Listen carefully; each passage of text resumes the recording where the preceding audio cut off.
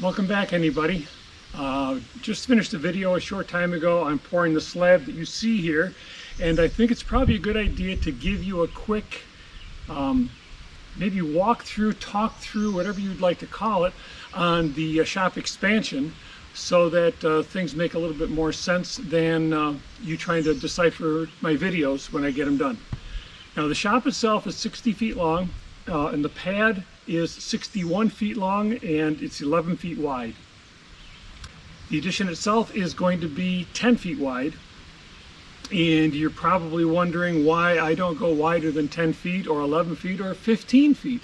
The problem I have is the roof on the structure that's already here.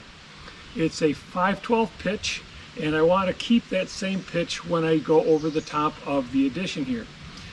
Since we have snow in the winter, and sometimes quite a bit of snow, and if you had a metal roof like I do, you'd know that if you change pitch from whatever you have to something that's flatter, that is going to cause a bit of a V, and that is where your snow, when it starts to slide off the steeper pitched roof, is going to hit the different angle, and it's going to have a tendency to stop. Once the snow stops, then any additional snow builds up behind it. It creates a water dam, it creates extra weight, and a whole bunch of other bad things. So the plan that I've got, and the big problem I've got, is the same thing, is I need to take the roof pitch at 5/12 and extend it out onto this part of it right here. The problem I have is if I go out too far, I don't have any headroom on this wall along here. As it is right now, underneath the beam that I'm putting in there, if I'm lucky, I'll get a 72-inch clearance. And my tractor with the rollover protection system bar down is 73 inches.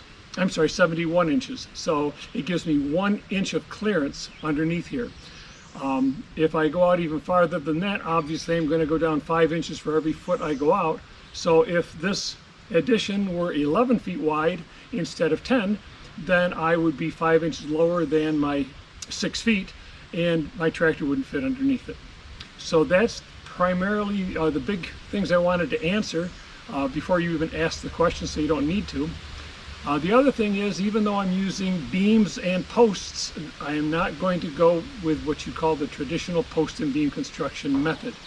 All I'm going to do is put up my 6x6s, and I'm going to put down the beam on top of that. The beam at this point is going to be cut, even though it hasn't been cut, at 4.5 by 8 or 4.5 by 9, depending.